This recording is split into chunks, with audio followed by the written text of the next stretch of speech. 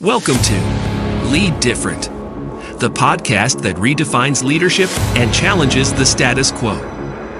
Hosted by Daniel Dominguez, founder and CEO of Why Not Leadership. This show is your compass to becoming a better leader through the power of self-awareness. Good leaders foster teams that are engaged, empowered, and energized. Join us on this transformative journey as we equip you with the tools and insights to lead different. Get ready to challenge the ordinary and embrace self-aware leadership. This is Lead Different. Subscribe now. Discover a new era of leadership. Lead different, because great leaders change the world. Hello, everyone, and welcome to the Why Not Leadership Lead Different podcast. I'm excited to introduce you guys to our guest today, Marc Halpert. Marc Halpert is a self-described multipreneur. Since leaving the corporate finance world in 2001, he has started 3 different companies, one of which he's still operating. In 2010, he started this third company, Connect to Collaborate, to spread his LinkedIn and networking evangelism to train and coach others. In all of his LinkedIn training and coaching, he offers professionals the opportunity to better explain their brand and positioning on their LinkedIn profile pages, who they really are, and why them versus the competition. So you can see why we have him on the show today. As a LinkedIn trainer, Marc has been recognized as a high-energy speaker at national and regional conferences and an instructor to sales, marketing, and HR training departments at large and small professional service firms and businesses. His specialty is customized personal coaching, has helped individuals in all walks of life and industries to use LinkedIn to better achieve their professional goals. Welcome to the show, Marc. Oh, thank you for having me, Dan. I really appreciate it. Well, I'm excited. You know, it's amazing that we're having an interview with a LinkedIn expert, and we met through LinkedIn, through our network, doing exactly the kind of thing that you probably recommend that experts do, right? Yeah, you know, in 2024, I have a new theme. It's called co-collaborate. So you can collaborate with anybody, and it's never going to be 50-50. It's always going to be you've been put into a situation and you feel like you're just pulling all the weight. Well, I only choose people to appear on their podcast, to work with them, to be sure that we have already gelled so that it's 51 and 51. The extra 2% is the magnetism that pulls us all together. So I just don't ask anybody to be on their podcast. Just don't ask anybody to do a co-presentation with me. I select who I want. And that's how I draw people, because they see that not a lot of people are doing this. So I guess the question is, why not do it? It's so obvious, right? I love it. Yeah. Why not co-collaborate?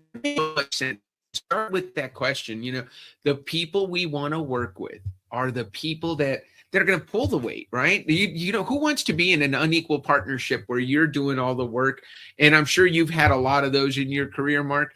And what drove you to make that decision to say, you know what, I want to start working with people who are we're in it together? I've been doing this for 44 years. I have an innate sense of how I can either help somebody or I can make whatever they're looking to achieve a little bit easier by connecting people. I'm a serial connector. I love connecting good people. And I love nothing more than hearing great sparks come from it. Good sparks, intelligent energy sparks, and that they go off and do something else. So I've had several businesses. I've been in all sorts of industries in my career, but my most recent business in 07, 08, it was hard to find new clients. And so I decided I would really give a big push to LinkedIn. I've been doing LinkedIn for 13 years professionally. But if you go back to like 07, 08, I was doing it on the fly, kind of doing it when I thought it made sense, putting it down, not coming back to it for several months. But then I started going to classes and I started to see that I was able to teach LinkedIn not for dummies. You got the not, I got the not for dummies. And most were teaching LinkedIn for dummies. You put your mouse here, you click there, you try to fill in the blank, you move on. And it just didn't make any sense. This is about marketing and branding. And if you're not saying it right, you better go back and fix it, because no one's going to suffer the fool. No one's going to look at you unless you make them want to look at you. And no one can say it better than you can. So if you can't say it, you better find somebody like me to help you say it. But I talk to people who've been in business, in very successful, very intelligent people, just not able to talk about themselves in a way that makes them really who they are, who they really want to be known. So nanoseconds of attention is all we get on LinkedIn right now. Right. And you know what? It was just announced today. LinkedIn's making a change. They're going to push the about section all the way up to the top card. So here, folks, is your opportunity. You're hearing this here first, fresh news. You better be able to talk about yourself in that long form elevator pitch called the about section, where you convince somebody to get off that elevator and say to you, can I have your card? I really want to contact you. Man, that speaks so much to the work we do at Why Not Leadership. But today's not about Why Not Leadership. It's about you. But one of the things that struck me in what you just said and in your value proposition is, Mark, you teach organizations and nonprofits to talk about why we do what we do, not just what we do, so that the organization looks even better to donors. And I think that advice applies to not just nonprofits, it applies to all organizations. When we tell people what we do, this is a law of understanding your why. When you tell people what you do, they lump you in with everyone else who does what you do. When you tell people why you do what you do, you connect with them. So tell us about your process to helping organizations tell why they do what they do. Okay, so we're talking about companies and nonprofits. We're talking about associations and membership organizations. We're talking about professional practices. We're talking about even people who are between jobs or starting a brand new business. You better be able to articulate what makes you stand out from the crowd. The word I call it is amazing-er.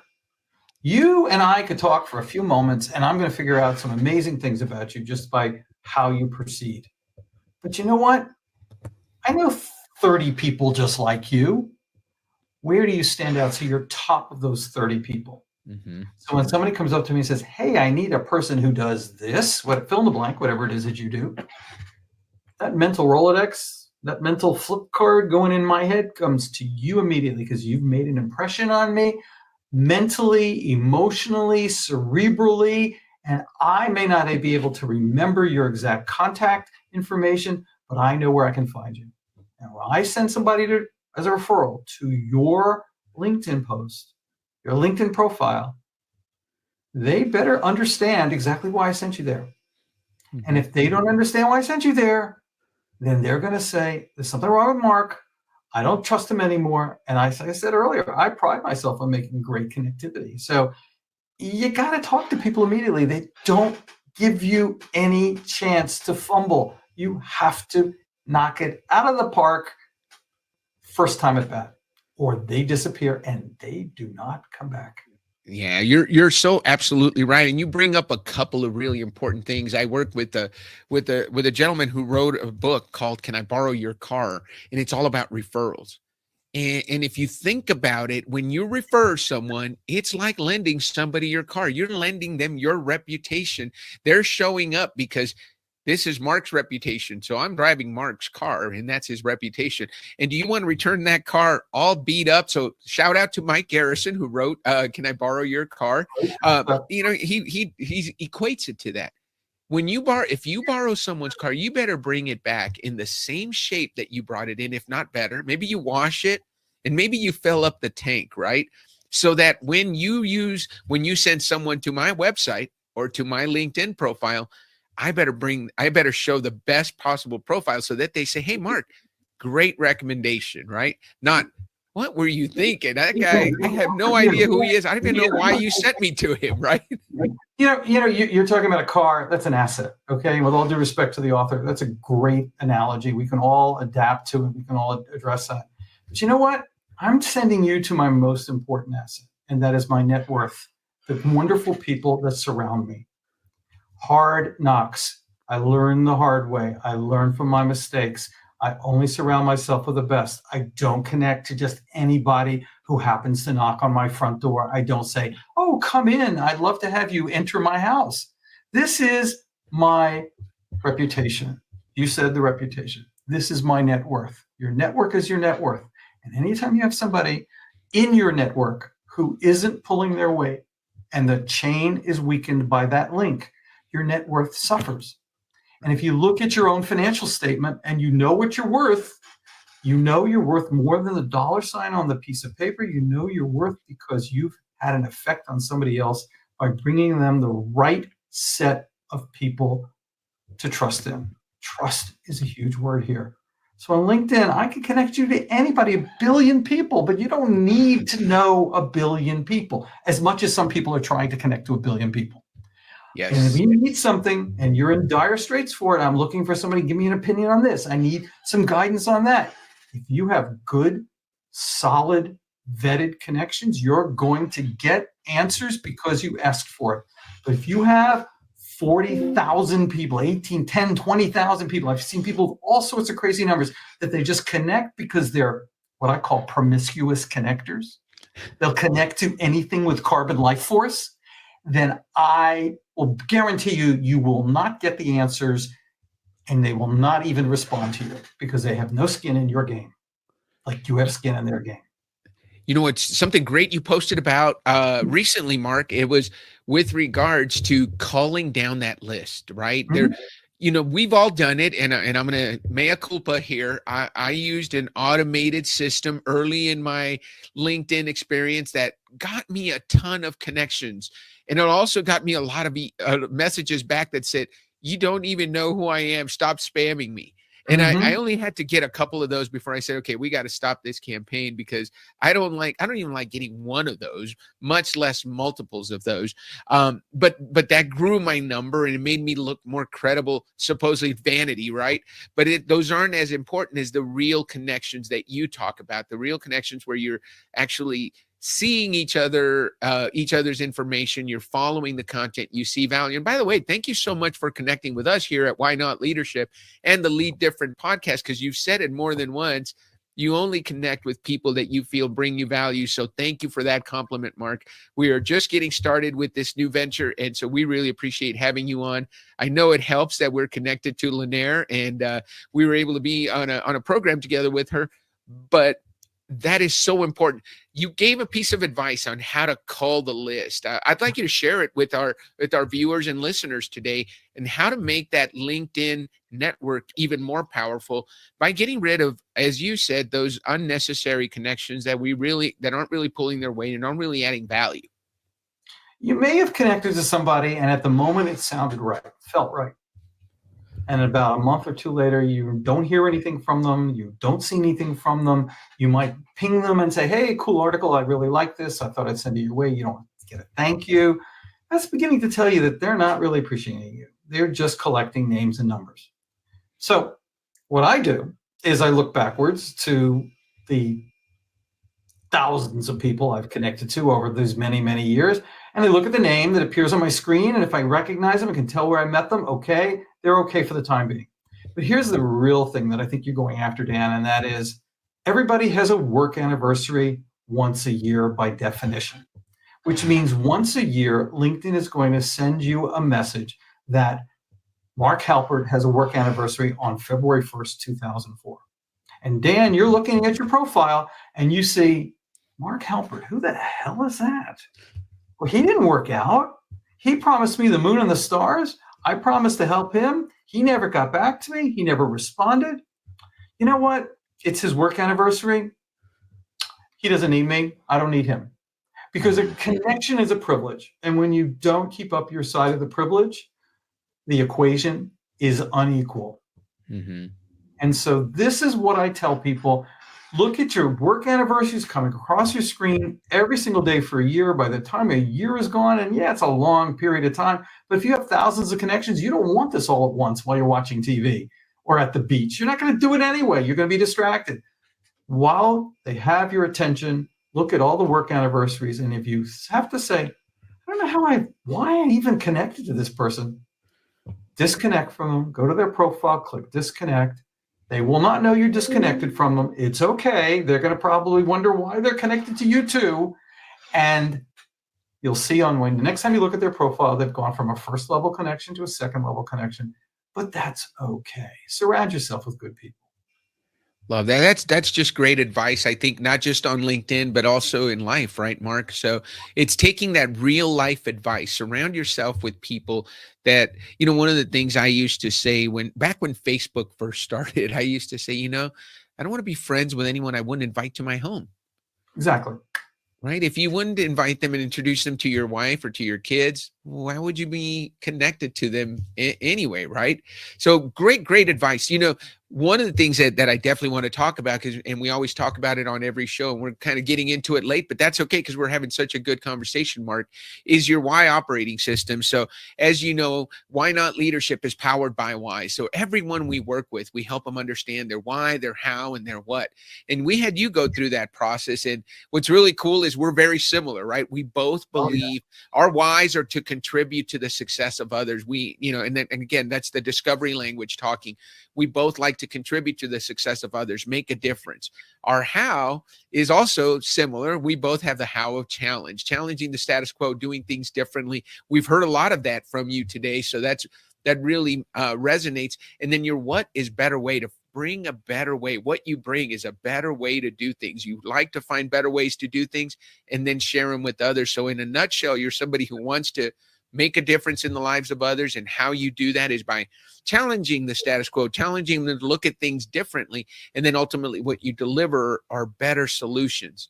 And then when you find those better solutions, you share them with others. So you've been just dissecting your why for 44 years. So you already knew a lot of this stuff, but how has it played out in your life? You're implementing your why.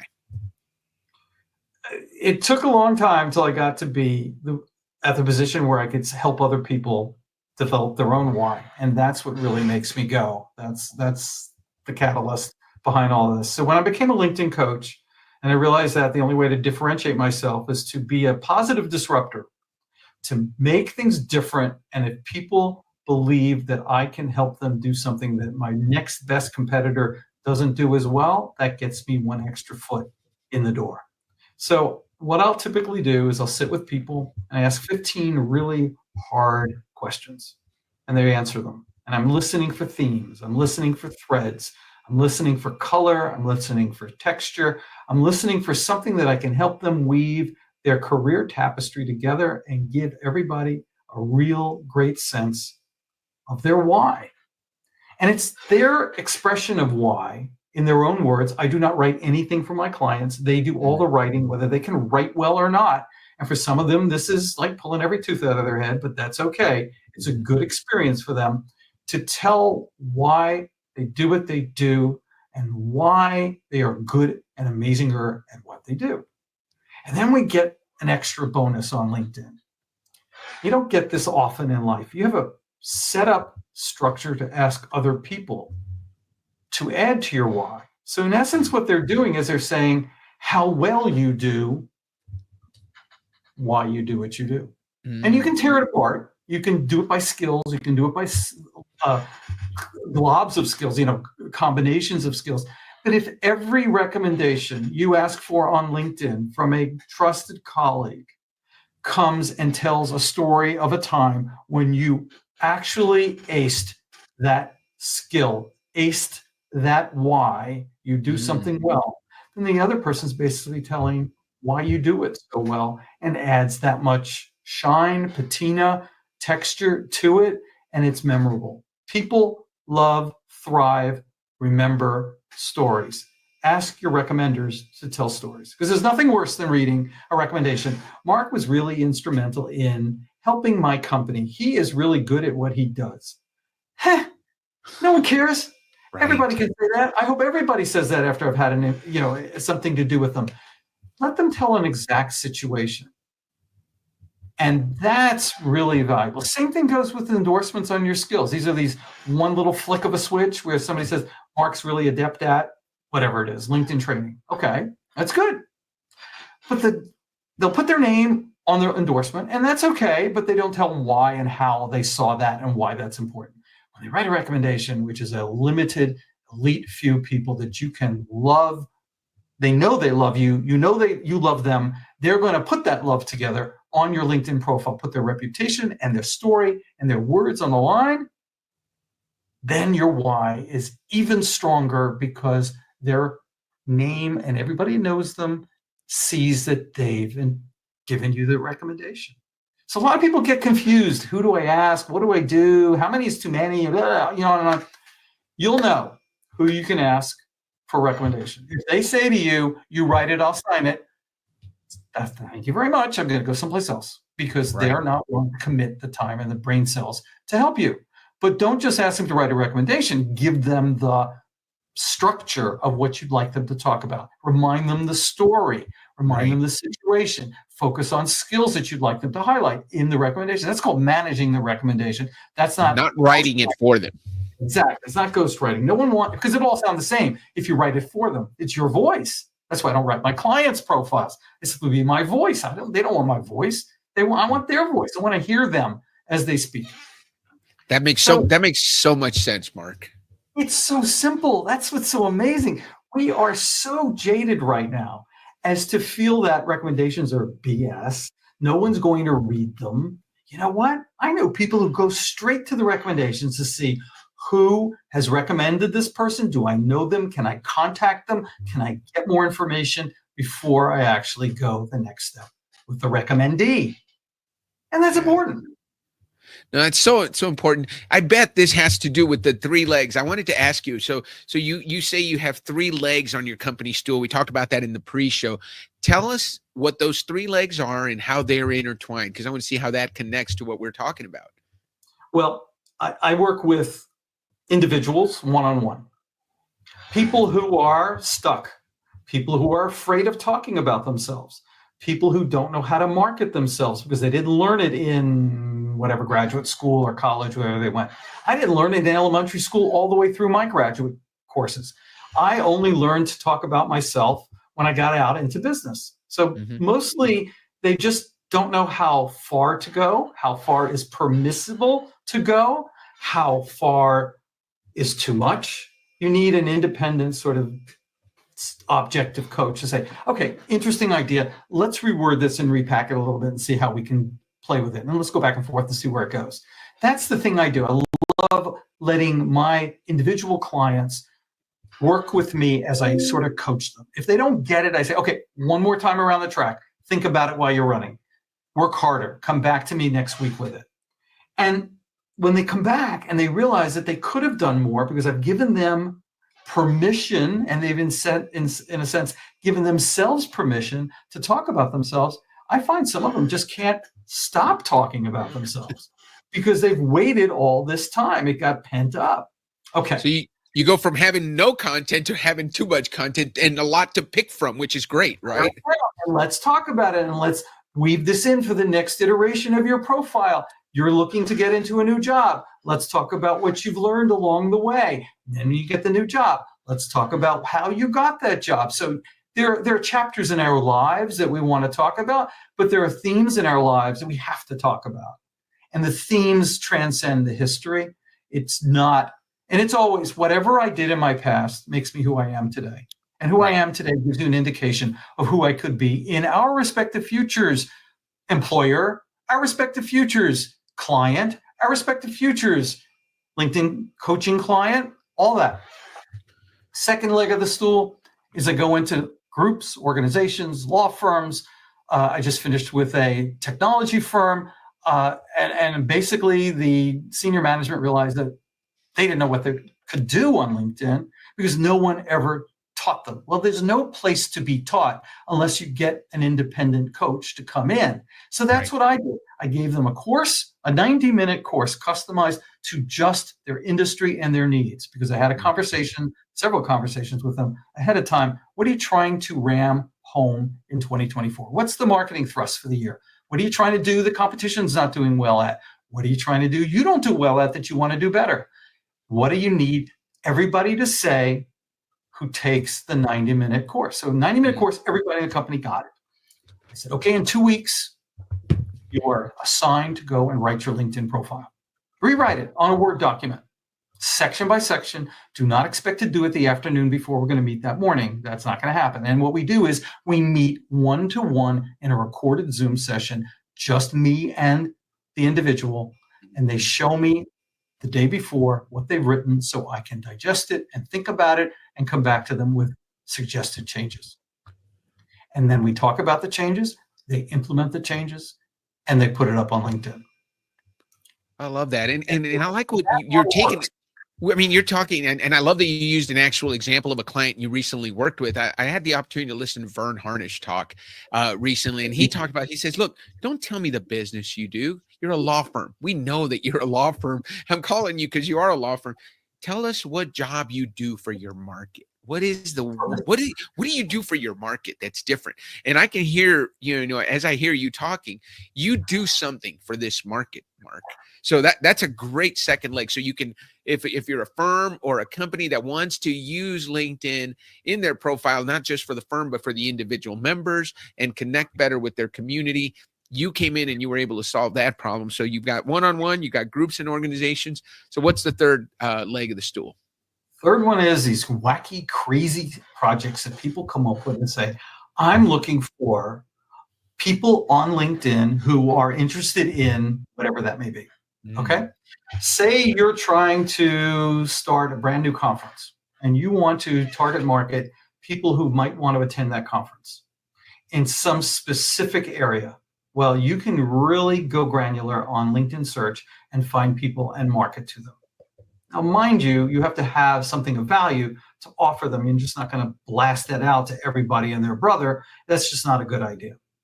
I had a client a few years ago, and this is, I guess the best example of something that people need, but they don't know where to find it.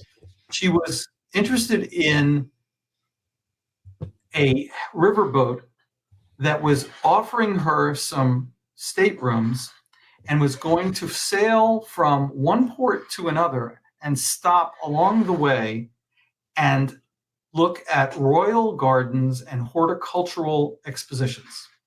Now that's beyond granular. That's microcosmic, shall we say. Okay, that's hard. Right. And she said, how can I find people who would want to spend that money, want to take this time and trip to educate themselves and be amongst other people of similar interests? And how can we do that? And we did it. And we marketed through LinkedIn.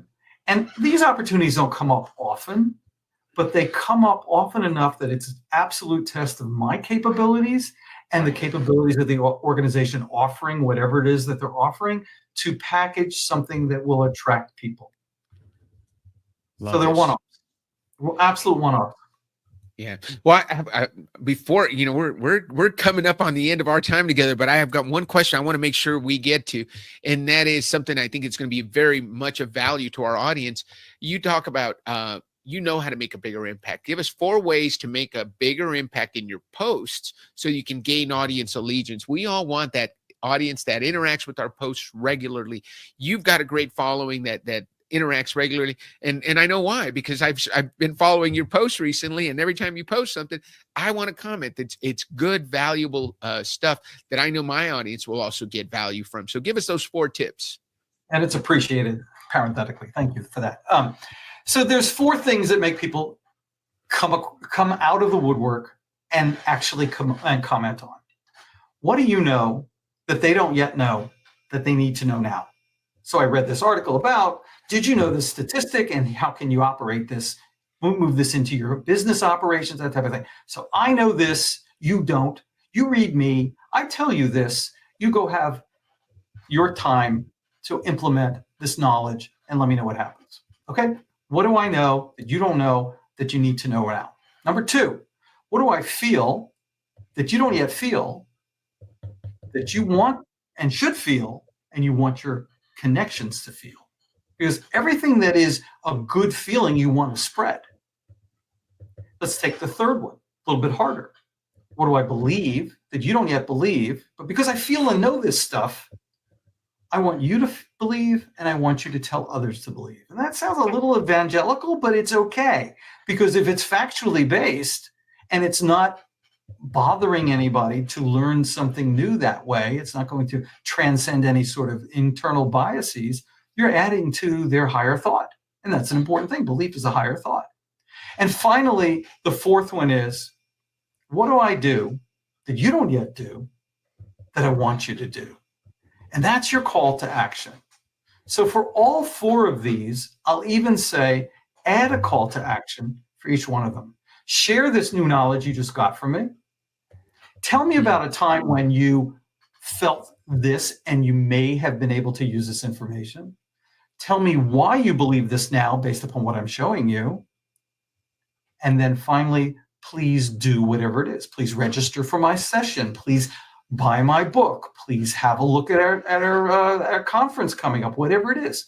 So all of these are essential for human, intelligent, electronic communication in social media, especially in a business context on LinkedIn.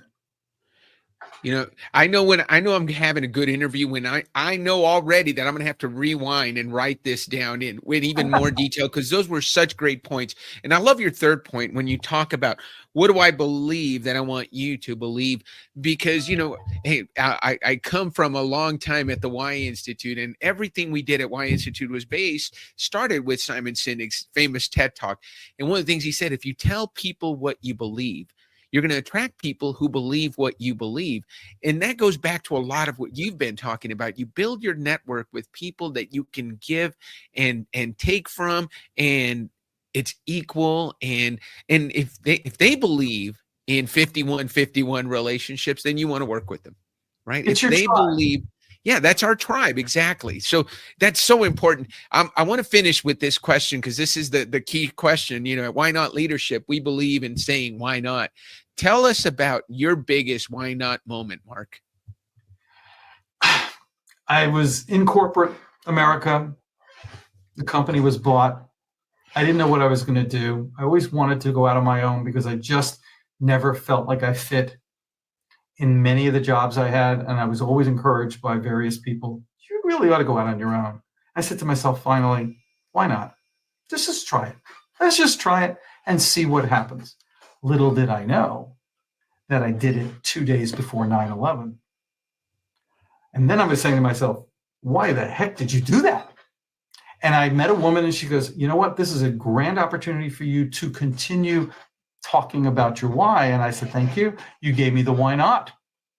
You made me believe something I didn't already believe about myself. Back to my 4 ways to communicate. And that was 23 years ago.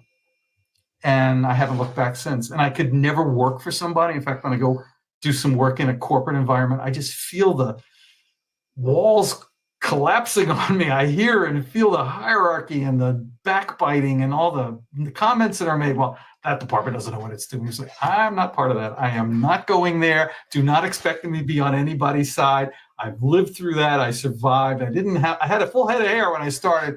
This is not for me. And I walk away and I say, okay, it's off my shoulders. I don't have to worry about it anymore. But I do need to be sensitive to what goes on in the organization so that whatever the group training is and what they come to me with the accountability that 2 weeks later, that we're making progress. So I do need to be sensitive to that. So to me, it's go out on your own. I did that. I was very lonely. If the phone wasn't ringing, no one's coming to me. No one's asking for my approval on anything. It was me doing everything. I am now responsible for everything I say, do, act, do right, do wrong, don't do well as I could. I learned from it all. It's all about constructive criticism, and it's all about doing better. So why not do better the next time you get to play that skill card out of your back pocket? You throw it on the table like you're playing cards, and you say, okay, I'm going to put it away now. It's a little bit better than it was before I pulled it out the last time. Why not? Why not make yourself better? Mark, I'm going to, we're going to have to give you the award for being on brand. You know what show you're on. You said why not more times than any guest ever. So we really appreciate it. I am not a patronizing person. No, you're not. But I'm connected at that great level because we share common intellectual value. That's Absolutely. Why it's so easy for me to work within your realm. It's simple because we both believe it. It makes so much sense. Hey, Mark. Why not? How do you like that? You're right on cue, guys. Thank you for listening. Thank you for watching. If you're watching us on YouTube, Marc Halpert, thank you so much for bringing your story, your enthusiasm, your energy, your experience. I know you and I are going to be continuing to co-collaborate in 2024, and I am so thankful to Lanier Johnston for bringing us together. Have a great rest of your day, and we will see you all next week. Thank you, Dan. Subscribe Subscribe now. Discover a new era of leadership. Lead different because great leaders change the world.